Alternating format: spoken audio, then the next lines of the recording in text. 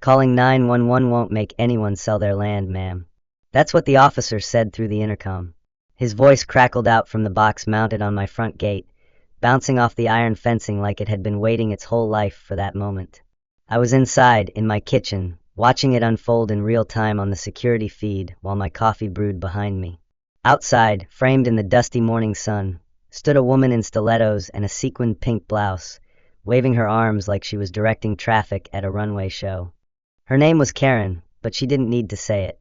Everything about her screamed it, from the platinum curls bobbing with every indignant stomp, to the clipboard clutched like a badge of authority. "I'm the HOA president," she yelled, face red and shiny like an apple that went bad on the inside. "And I demand this man sell his ranch. We need it for my daughter's wedding. Now, if you're anything like me, and if you've ever built something with your bare hands, or held on to a place longer than some people hold on to marriages, then you already know the feeling that punched me right in the gut at that moment. I didn't move, just stared at the screen, then calmly hit the record button. I've been called many things in my life, stubborn, too quiet, that fire guy with the horses, but I've never been accused of being easy to push around. Not when I was 20, not when I was 35 crawling through burning attics, and sure as hell not at 42, standing on the land my granddad left me with a busted spine and a tired smile. That ranch, that 5 acres of dry Texas soil and honest sky, wasn't just property. It was the first place in years that ever felt like mine. So when Karen dialed 911 in a full face of makeup and screamed for someone to arrest the man who refuses to cooperate with the community, I nearly dropped my coffee. Not out of fear, out of disbelief. What world was she? The officer backed away, clearly trying not to laugh. "Ma'am," he said, "this property isn't under your HOA. It's a private ranch." She didn't even blink. "We'll see about that," she snapped, turning to the camera. "I'll get this land one way or another." Then she whipped out her phone again and barked into it like a general. "Send someone. Hi, let me ask you something. Have you ever had someone look you in the eye and act like what you built, what you love, what you own, is theirs to take? That it exists solely for their convenience? Their photo ops? Their version of a good time?" That's where I was, standing in my kitchen, feeling something twist deep in my chest. Not fear, not even anger. It was older than that. Resolve. My name's Marcus Dean. I'm a retired firefighter, a Texan through and through, and a man who's earned his peace the hard way. This land? I bought it with every cent I saved and a little inheritance from my granddad, a World War II vet who once told me, "The world gets noisy, but land listens." That's what I wanted, quiet. Peace. A place to raise rescue horses, fix fences, drink sweet tea on the porch, and watch the seasons roll in like old friends. And for 2 years, that's exactly what I had. Then Karen moved in. She bought a house in one of those little gated communities down the road, where every mailbox looks the same and every front lawn gets measured for blade length. First time I met her was at a farmer's market outside the town hall. I was selling extra produce, just some squash and peppers I couldn't eat fast enough. She walked up like a pageant queen who lost the crown but not the ego, sash and all. It literally read, HOA President, like she'd printed it for a parade. She looked me over like I was a tractor left in a ditch. "And you are?" she asked. "Marcus," I said, wiping dirt from my hands. "Own the ranch out near Oakfield." Her eyes lit up.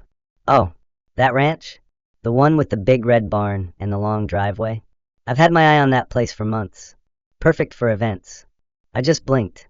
"It's not for sale." She smiled. The kind of smile that means you're not listening to her plan yet. Now, I've dealt with all kinds of emergencies, but there's something uniquely dangerous about a person who believes the world owes them something just because they want it bad enough. At first, she tried friendly, notes through the neighborhood app, comments under community posts like, "Wouldn't Marcus's ranch make the perfect wedding spot?" Then came the emails. "I represent Glen Ridge HOA," one read. "We'd like to discuss purchasing your ranch for upscale community events.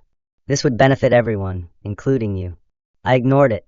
Then she showed up at my gate, holding color-printed mock-ups of my barn covered in ribbons, fountains, and God help me, balloons.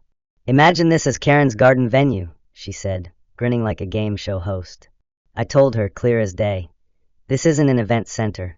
It's my home. I'm not selling. I'm not renting. I'm not negotiating." She didn't like that.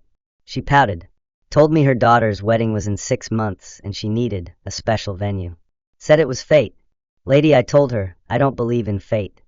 I believe in deeds and fences, and saying no like you mean it. Weeks passed. I thought maybe she'd give up. Then I saw the first drone, buzzing around my barn like a wasp looking for trouble. The second drone, I shot it out of the sky with a slingshot and found a sticker on it that read, Glen Ridge HOA Survey. I called the sheriff. He laughed. You got a real one on your hands, he said. Karen's been trying to expand HOA territory for years, but it didn't stop. I got fake HOA warnings in the mail. Violation, rustic equipment visible from the road. Violation, barn does not meet community aesthetic standards. Then one morning, I found 3 cars parked inside my gate. Don't ask me how they got in. Karen was there, grinning like the cat who broke into the creamery. 2 men in suits flanked her, walking my land like they were realtors or CIA. These are my wedding planners, she chirped. I thought if you saw how magical it could be. I cut her off. Get off my land. I called the sheriff again. Another warning. Another shrug. But I knew what was coming. Because when people like Karen get told no, they don't just walk away. They dig in. That brings us back to this morning. The call to 911. The demand to seize my property. The SUVs pulling up behind the cruiser like some private army. I stood on my porch, coffee cooling in my hand, and I watched them unload. You might be wondering why I didn't run out there, start yelling, waving my arms like she did. Maybe if I was younger. But I've learned something in life, and maybe you have too. There's nothing louder than a man who doesn't need to shout. That land under my boots? That's not just soil and grass and fence post. That's history. That's every drop of sweat my granddad ever spilled. That's the peace I earned after 20 years of chaos.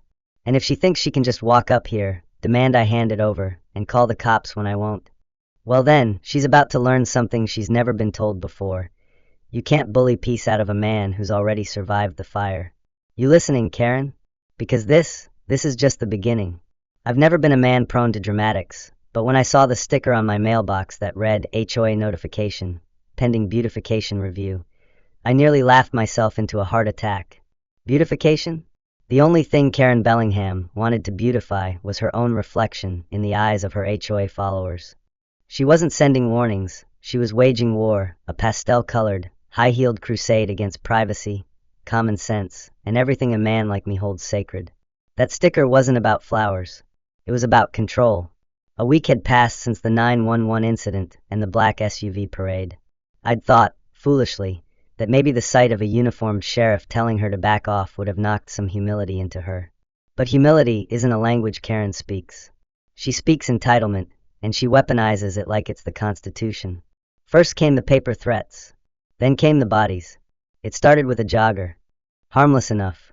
A young guy in Glen Ridge activewear, neon bright with headphones and a camera chest strap. He ran past my property every morning around 7:10 a.m., which was fine. I don't own the road. But then he started slowing down. Filming. Pausing to stretch against my fence like he belonged there. One morning I walked out with my coffee and stood 10 feet away, watching him silently as he posed in front of my barn like it was some public landmark. Morning, I said. He flinched. Oh, hey, just grabbing some shots. HOA's doing a calendar project. Calendar doesn't include my land, I said. Keep your lens pointed away. He muttered something and jogged off, but 2 days later, I saw the drone again. This one didn't even pretend to be subtle. It hovered near the weather vane on my barn roof, dipping like a mosquito over a lake. I didn't bother with the slingshot this time. I walked out with my Remington in plain view, just carried it. The drone zipped away like it had manners after all. Then came the letters. Not from Karen this time, but from strangers. I got envelopes with return addresses I didn't recognize, people asking if I'd consider hosting their events. My niece is planning a rustic-themed engagement party. We love your barn's aesthetic and would be willing to pay for a one-day lease. Karen said your land is open for bookings pending legal review. Legal review? I marched into town and met with the postmaster, who knows me well enough to offer a beer at the end of the day. I asked him point blank if Glen Ridge was passing out my address. He raised his eyebrows and said, "They've got a community newsletter. I've seen your barn on the front page twice. One said venue of the future, the other had a diagram. A diagram. So I went home and searched the Glen Ridge HOA site. You wouldn't believe what I found. There it was, a full event plan titled Glen Ridge Expansion 2025. And guess what plot of land they had color-coded in pink with little hearts and a big gazebo sketched on top? Mine. The kicker? The file was downloadable. Public. There were even comments under it. Perfect backdrop for Amanda's reception. Needs a fountain. Marcus still being difficult? That night I couldn't sleep. Not out of fear, but out of sheer disbelief. These people had turned my home into their Pinterest board. There was no negotiation. No question. In their minds, I didn't own the land. I was just squatting on borrowed time. The next morning, I saw tire tracks inside my gate. Deep ones. Like someone had driven up to the barn and reversed in a hurry. I checked the camera feed, but that side of the yard was still being rewired from the last storm. All I had were boot prints and an empty Starbucks cup with lipstick on the rim. I called the sheriff. Again. This time I brought him out personally. Showed him the prints, the cup, the footage of the jogger and the drone. He nodded through all of it. Then he asked something that made me blink. You want to file for a no trespass order against the HOA? You can do that? He nodded. It's paperwork. But if they're sending people on your land, even uninvited guests, it's enough to justify it. I signed the forms that afternoon. Sheriff Jacobs delivered the warning personally. I thought maybe, just maybe, it would make Karen blink. But the next day I got a box in the mail. No return address. Inside was a framed print of my barn with glitter writing that said, "The future Mrs. Howard's forever after." And underneath it, in cursive, reserved. There was no note. No signature. Just a silent message. You don't matter. We've already decided. That's when something in me shifted. It wasn't rage. Not yet. It was something colder. A kind of ancient resistance that comes from men who've worked too long, bled too often, and buried too many good things to let them be stolen now. I started making calls. Hired a private security installer to expand my cameras, upgrade my locks, and put in a motion alarm system that links directly to the sheriff's office. I installed a second gate, manual, with a chain and padlock, just in case they got clever. I reinforced the barn door with steel latches, not because I was scared, but because I knew they'd try again. And then it happened. One night, around 2:30 a.m., I was jolted awake by the sound of my dogs barking like they'd seen the devil himself. I grabbed the flashlight and ran outside barefoot, heart punching against my ribs like a war drum. At the edge of my east pasture, I saw lights dim, fast-moving. I crept closer, staying low, and caught the silhouettes of two people ducking into the woods, one of them holding what looked like a tape measure. They disappeared before I could yell. The next morning, I found orange plastic flags stabbed into my field. 6 of them, all in a perfect rectangle about the size of a wedding tent. My stomach turned. They weren't just imagining it anymore. They were measuring. I ripped the flags out one by one, dropped them in a garbage bag, and drove them straight to the sheriff's office. He looked at them and sighed. "This isn't normal," he muttered. "I've got HOA complaints all the time. But this? This is obsession." I nodded. "And it's not about a wedding anymore. It's about control." That night I sat down and started logging everything. Every incident. Every email. Every fake citation. Every time someone walked too close to my fence. I made a folder on my computer and named it The Siege. Because that's what it was, an attempted siege. Not with battering rams, but with drone blades and community petitions. They weren't trying to buy my land. They were trying to exhaust me into surrender. But I'm not built that way. I was raised by a man who fixed fence posts during thunderstorms and told me, "Son, a home's not where you live. It's where you decide to stay when someone tries to take it." And I've decided. I'm staying. So if you're a man sitting on your porch reading this, nodding quietly, maybe even clenching your jaw a little, then you get it. You've seen people like Karen. People who confuse no with not yet. Who think fences are suggestions, and that old men are just waiting to be outmaneuvered. Well, I've got news for them. We're not waiting. We're watching. We're remembering every inch of our land, every nail we hammered, every beam we raised. And we're not giving a single inch, not because we're angry, but because we earned it. This isn't just a property line. It's a line in the sand. And Karen, she just crossed it. 3 days after I found the flags in my pasture, I walked out one morning and saw a plastic sign zip-tied to my fence post like a stray badge from a political rally. It was bright blue, printed with swirling script that read, "Coming soon, Glen Ridge Community Garden and Event Pavilion."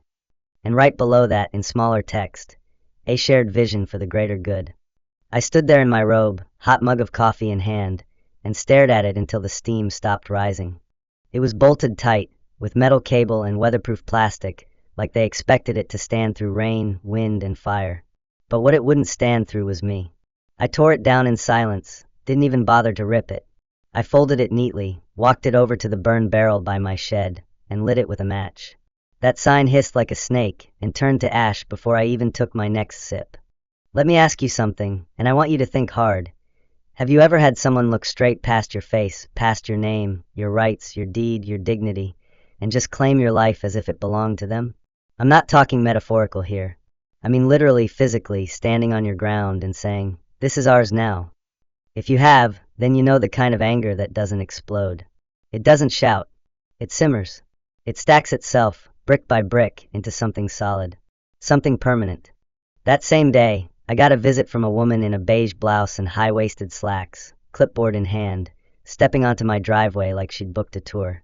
"Mr. Dean?" she asked, smiling like a real estate agent who already cashed the commission. "I'm Cynthia from the county planning office. We've received a citizen request to inspect the perimeter of your property for potential civic viability." "Come again?" She adjusted her glasses. "There's an active review regarding underutilized parcels of land within proximity to community spaces. A member of the Glen Ridge HOA submitted your coordinates as a possible candidate for development." I stared at her like she'd just told me the moon was for rent. "Ma'am," I said, voice steady, "this is private property. It's not under civic anything, and I don't recall requesting an inspection." "Well," she said, clearing her throat, "when a complaint is filed, we're obligated to investigate. It's just procedural." "You got a warrant?" "No, sir." "Then you'll be investigating from that gravel edge right there." She left. Not happy. Took pictures with her phone before getting into her car and speeding off like I'd insulted her casserole. That night, I drove to town and sat down with Donna Blake, my lawyer. Donna's a former rodeo queen turned legal terminator. Wears cowboy boots to court and calls judges, "Your Honor," like she's daring them to object. I laid out the whole timeline, every scrap of evidence, and she didn't blink once. "This isn't harassment," she said. "It's systemic manipulation. They're testing your boundaries, legally, emotionally, logistically." "And what do we do?" She slid a manila folder across the table. "We escalate." Inside were 2 documents. One was a cease and desist order. The other was a draft of a civil harassment claim that named Karen Bellingham, Glen Ridge HOA, and any agent acting on their behalf. "You deliver this," she said. "You tell them the next camera flash gets them sued." I delivered it the next morning myself. Walked up to the Glen Ridge community gate, buzzed the intercom, and handed it to the security guard through the window. "For Karen," I said. "And the board." He didn't say a word. Just nodded like he'd seen this movie before. I wish I could tell you that shut her down. But you know how people like Karen operate. You don't push back on them. You challenge their entire identity. And that's when they double down. That Saturday, I woke up to the sound of music. Not birds, not wind. Music. I walked out barefoot, dog at my heels, and followed the thump of bass through the trees to the edge of my fence. And there it was, a full-blown photo shoot stage just outside my gate. Balloons, a floral archway, camera tripods, and a couple dressed like they were posing for a magazine cover. And in the middle of it, waving her arms like a cruise director on amphetamines, Karen. She wore a wide-brimmed hat, floral print dress, and held a clipboard thicker than a phone book. I called out, "Karen, what in God's name is this?" She turned, didn't flinch. "Oh, Marcus," she said, as if I was late to a party. "We're just shooting some pre-wedding content. You know, save the date vibes. It's for Amanda. The lighting near your barn is perfect from this angle." "You're on public road," I said. "Exactly," she chirped. "And the view from here is technically accessible." We checked. I clenched my jaw so hard I thought my teeth might splinter. "Turn the music off." "Don't be so uptight," she said. "It'll be done in an hour." That was her last word before I stormed back to my porch, hauled out my old firehouse speaker system, and blasted Willie Nelson so loud the grass shook. Karen screeched, flailed, tried to yell over it, but nobody could hear her. They packed up within 10 minutes. That night, my security cam caught her coming back, alone in slippers, standing in front of the gate, whispering something to a man beside her with rolled-up blueprints in hand. "Phase 1, she said. "Right here. He's going to break." That's the moment I realized something awful. Karen didn't believe she was trespassing. She didn't even believe she was wrong. She believed she was entitled. To everything. To my land. To my silence. To my surrender. She wasn't trying to steal my property. She was trying to rewrite the story. make herself the hero in a narrative she invented, where I was the grumpy villain holding back progress. I called Donna the next morning. "I want to file the restraining order," I said. "Not just against her, against every HOA board member that stepped foot near my fence." She didn't even hesitate. "Consider it done." Later that week, I came home to find my barn lights flickering, motion sensors tripped, and a small pile of feathers near the paddock. My horses were spooked. My dog wouldn't stop barking. And inside the barn, painted on the floor in chalk, was a heart with initials, A+T. Amanda. Todd. Her fiancé. This wasn't about zoning anymore. This was religious. She believed my ranch was holy ground for her daughter's Instagram wedding. And if she couldn't buy it, she'd haunt it, erase it, break it into enough pieces to make me give up just to get peace back. But I'm not a man who gives up. Not when it matters. Not when the dust on this land still remembers my grandfather's boots. You see, peace isn't a passive thing. It's not something you're given. It's something you guard. And when someone comes to steal it, you don't just stand there and hope they leave. You build the line. You hold it. And you tell them, in no uncertain terms, "This is mine. You will not pass." 2 days after chalk hearts showed up on my barn floor, I woke to the smell of smoke. Not fireplace smoke. Not the kind that curls sweet in the air and reminds you of campfires or fall evenings.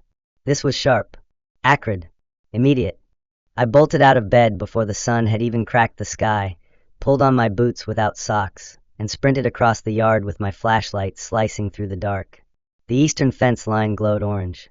Flames flickered in the dry grass about 10 feet from the barn. A fire, real and intentional. I grabbed the hose, turned the valve so fast it snapped my knuckles, and began soaking everything I could. By the grace of God and a breeze blowing west, it didn't reach the structure. But the fence was scorched, blackened, and smoldering like some kind of damn warning. Someone lit it. Not nature. Not chance. Someone. By the time the fire department arrived, the sun had risen enough to see what was left. A melted survey marker. A plastic tag, warped and half-burned, labeled Section B Glen Ridge Wedding Site Planning. I stared at it like it was a snake's fang dug into my land. That wasn't a prank.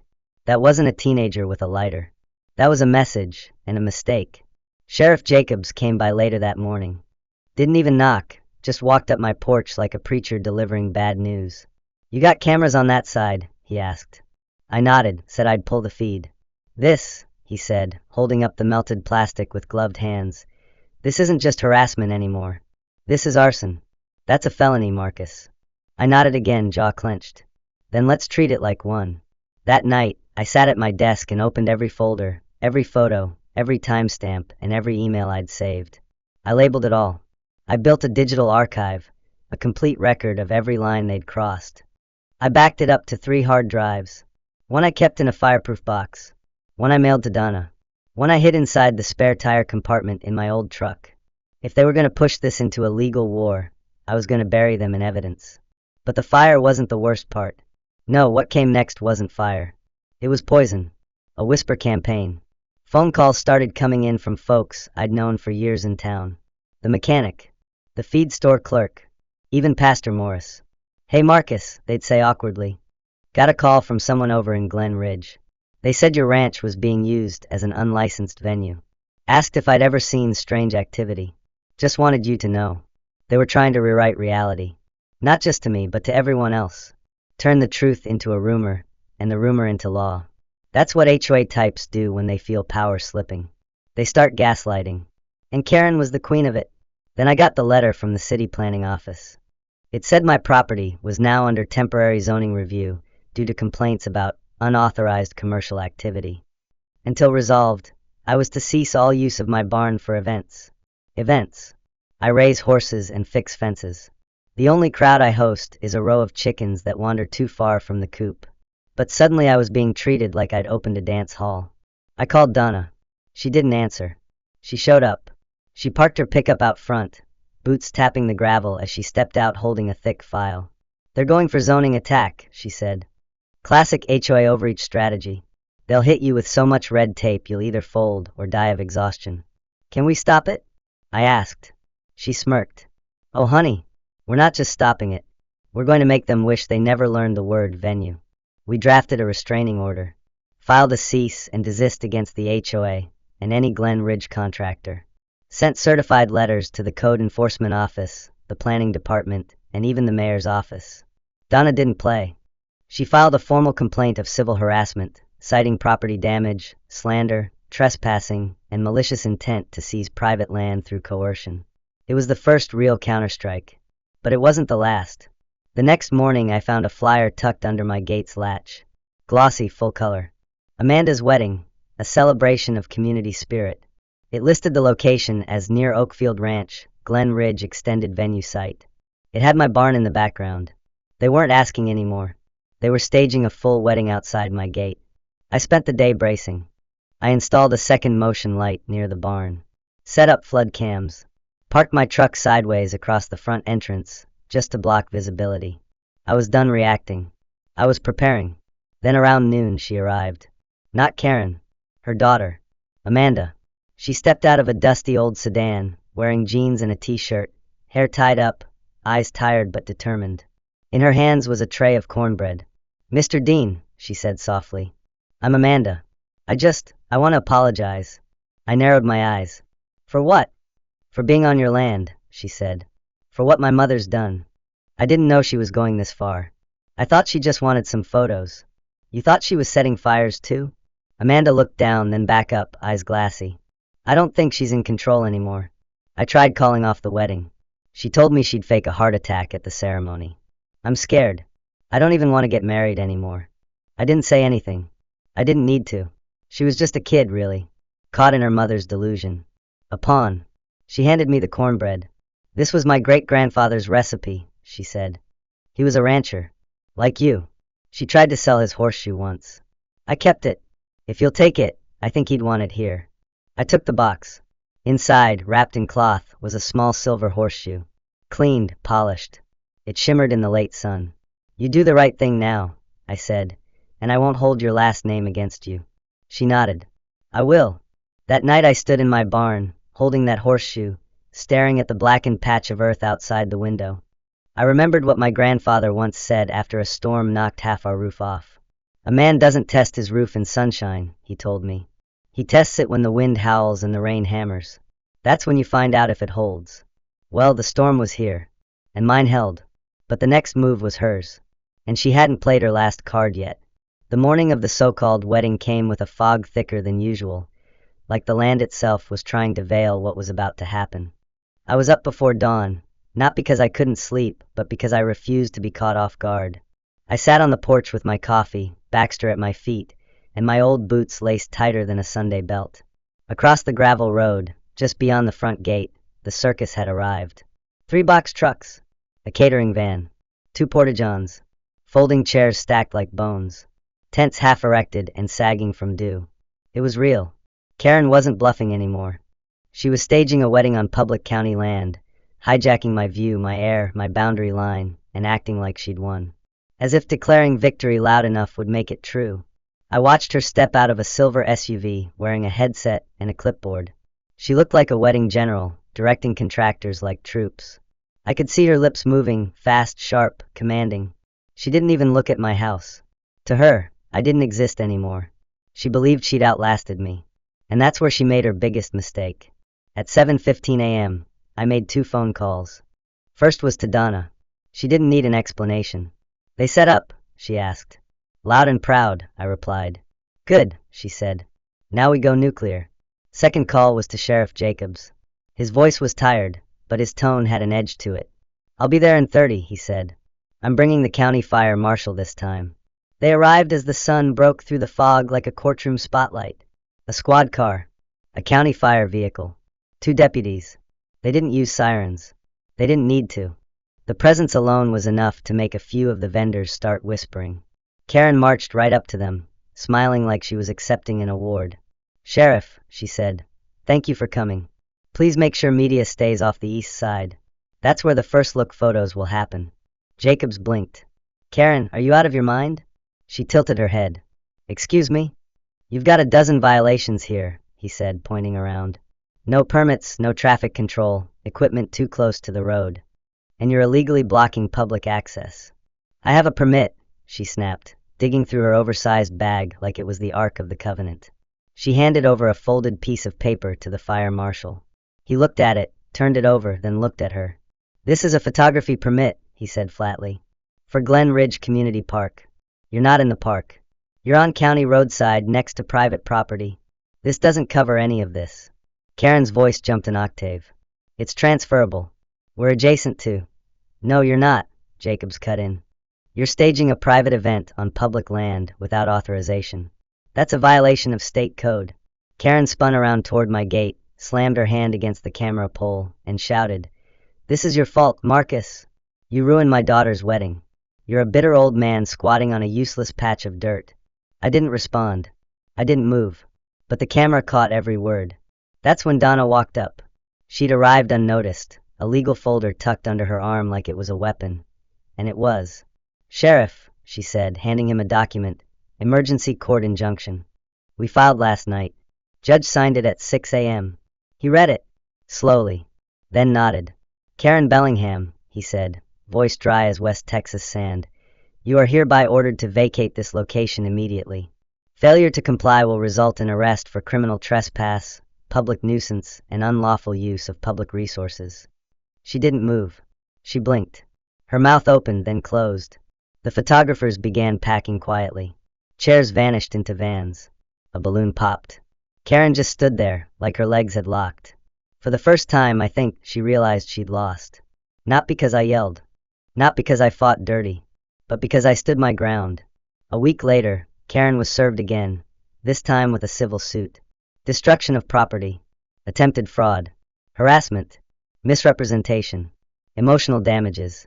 Donna even attached a demand for restitution, totaling $250,000. But that wasn't the end.